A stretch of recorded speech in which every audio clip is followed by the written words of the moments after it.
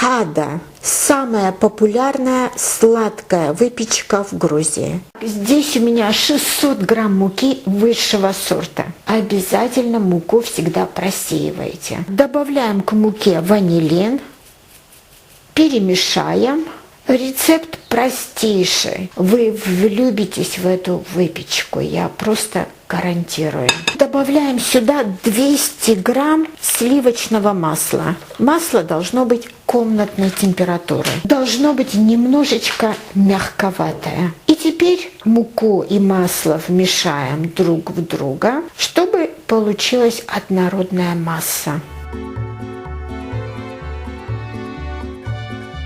Посмотрите, что должно получиться. Всего лишь несколько минут и готово. Теперь добавляем сюда 250 миллилитров кефира. Всегда для выпечки берите жирный кефир, если можно. И под конец добавляем неполную чайную ложку соды, разведенную в уксусе. Уксус обычный столовый берите. В Грузии, конечно же, используют винный уксус, но можно взять любой уксус, какой у вас есть. И заливаем. Теперь это все перемешать, и получится наше чудесное тесто. Видите, как просто?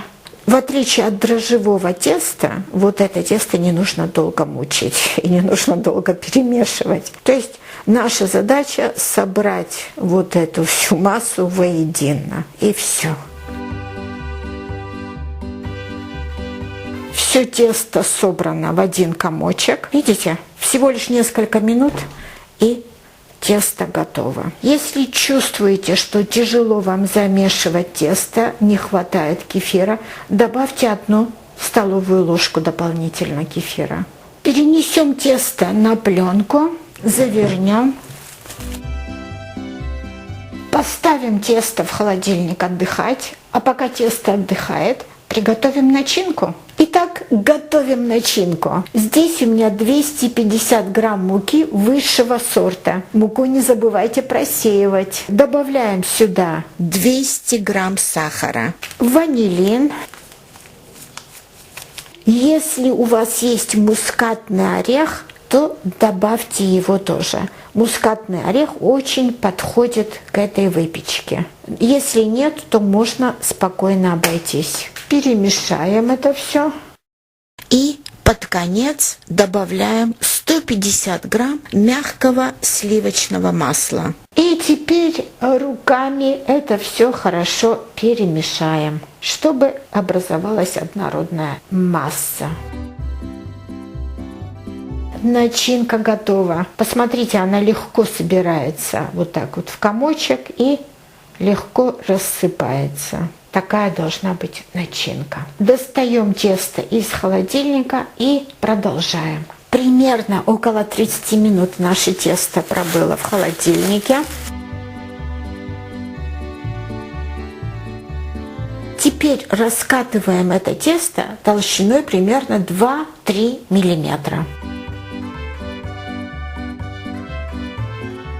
Используйте муку, но не очень много муки.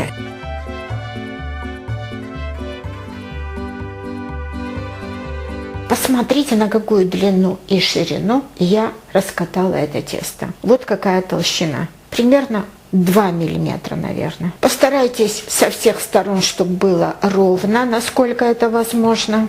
Теперь нашу начинку равномерно распределим по всей поверхности теста. По краям оставьте примерно 1–1,5 сантиметра без начинки. Это классический вариант кады. Еще в Грузии делают точно такую же каду, только ореховую. Если вам понравится этот рецепт, я буду рада приготовить для вас как-нибудь и ореховую каду. Теперь вот так аккуратно, смотрите, заворачиваем каду. Видите? Вот так вот. Все это хорошенько пальчиками вот так вот соединим. Толщина кады зависит от вас. Хотите потолще, хотите потоньше. Я вот так вот чуть-чуть еще постараюсь вытянуть тесто, чтобы када получилась немного поменьше размером. Концы вот здесь тоже хорошо закрепите по возможности.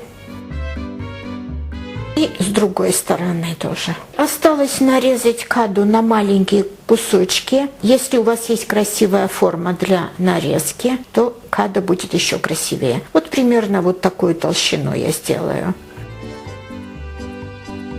Обязательно берите острый нож, пожалуйста. Теперь нарезанные пирожные переносим на противень, который я всегда застилаю бумагой для выпекания.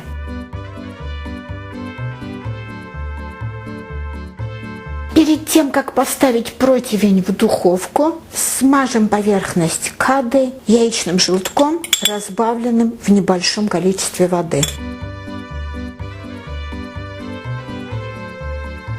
Можете и еще вилочкой вот так вот провести по поверхности вашей кады. Просто для красоты. Можно и не делать. Это уже от вас зависит. Итак, ставим в духовку, разогретую до 180 градусов Цельсия, до готовности. Когда вы увидите, что ваши кады приобрели золотистый цвет, значит, они готовы. Время выпекания зависит от толщины вашей кады. Ну, примерно минут 20-30 должно быть достаточно. Около 30 минут пробыли мои када в духовке. Как они аппетитно теперь выглядят. Посмотрите снизу, посмотрите сверху, посмотрите, какая красота. Это очень и очень вкусно. Обязательно приготовьте, обязательно попробуйте. В Грузии эти када хранят в эмалированных кастрюлях, накрытых обязательно. Можно хранить до недели и кушать каждый день и наслаждаться. Посмотрим, как это изнутри выглядит.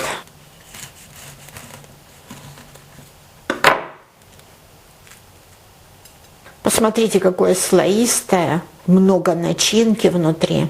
Очень и очень вкусно. Обязательно приготовьте и попробуйте. Вы будете очень довольны. Подписывайтесь на наш канал, оставляйте комментарии, делитесь нашими видео со своими друзьями. Спасибо за просмотры!